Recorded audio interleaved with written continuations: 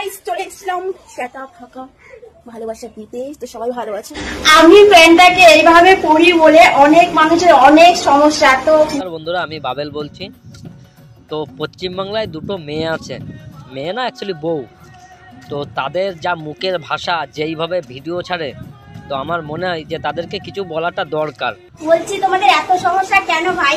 আমি তো শুধু প্যান্টটাই পরছি, আমি তার খুলে দেখাচ্ছি না। না এখন আমরা যদি কিছু না বলি, সোশ্যাল মিডিয়ায় এইভাবে ভিডিও পোস্ট করবে। সত্যি কথা বলতে গেলে বাড়া উলঙ্গ হয়ে ভিডিও ছাড়ে।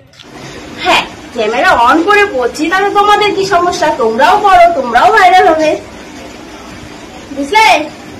ভাইরাল হবে, ভাইরাল। তো আজকে যদি ওই অপরাজিতার নামে যদি কেউ এফআইআর করে বা সাইবার ক্রাইমে রিপোর্ট করে, তো আমার মনে হয় যে এই দুইজনের নামে একটু করাটা উচিত। আর আজকে যদি আমরা কিছু না বলি, আগামী দিনে ওদের অশ্লীলতা ভিডিও আরও বেড়ে চলবে। বিশেষ করে মুখের যা ভাষা, এই সমস্ত ফ্যামিলি এক জায়গায় বসে দেখতে পারবে না তোমরা।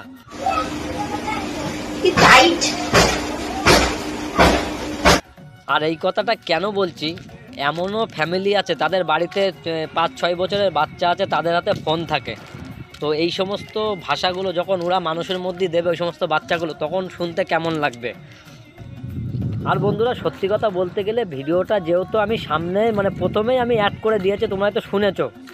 কোথায় ছিলে খানকির ছেলে, লুকিয়ে পার পাবে না।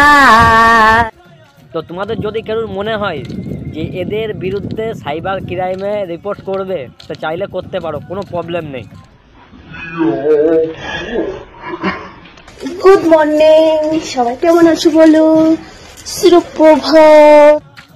আর আমি পূজা তোকে বলছি, যদি আমার এই ভিডিওটা দেখার পর যদি আমার এই ফেসবুক অথবা আমার ইউটিউব চ্যানেল থেকে যদি ভিডিওটা রিমুভ হয়ে যায়, তোকে টেনে বাড়া ওই সাইবার ক্রাইমে নিয়ে আসবো। আর তাতেও যদি নাই, তোকে কোর্টে টেনে নিয়ে আসবো। আমার এত সুন্দর টপা টপা গোল গোল দুধ, আর কেউ একজন কমেন্ট করে বলেছে যে আমার এই দুধগুলো নাকি ফেক। একটা কথা মাথায় রাখিস, সেখানে তোর জবাব দেওয়া লাগবে, তুই এরকম টাইপের ভিডিও কেন বানাস আর এরকম উলঙ্গ হয়ে কেন ভিডিও ছাড়িস সোশ্যাল মিডিয়ায়। আর আমি জানি এই ভিডিওটা দেখার পর তুই হয়তো এটাও বলতে পারিস যে আমার স্বামী কাজ করতে পারে না, আমি সংসার চালাই, এসব কোনো গল্প আমি শুনবো না। বোঝা গেল? তাই ভিডিওটা রিমুভ করার আগে 10 বার ভেবেচিন্তে ভিডিওটা রিমুভ করিস, অথবা ইউটিউব এবং ফেসবুক থেকে।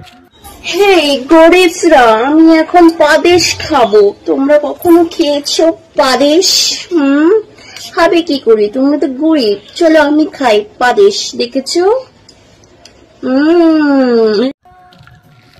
আর তার থেকে বড় কথা, তোর বাড়িতে একটা ছোট বাচ্চাও আছে, সেটাও আমি দেখেছি।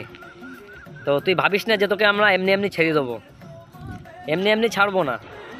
এর বিরুদ্ধে একটা অ্যাকশন নেব, তারপরে তোকে ছাড়বো। সো গাইস চলে এসেছিলাম সেটা ফাঁকা ভালোবাসা দিতে, তো সবাই ভালো আছে তো?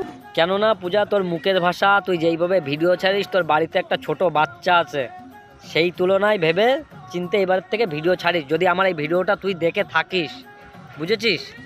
যাই হোক, ভালো থাকিস, আর ভিডিওটা দেখে রাগ করিস না। আমার এই বাজে স্বভাব কোনোদিন যাবে না, আমার এই বাজে স্বভাব।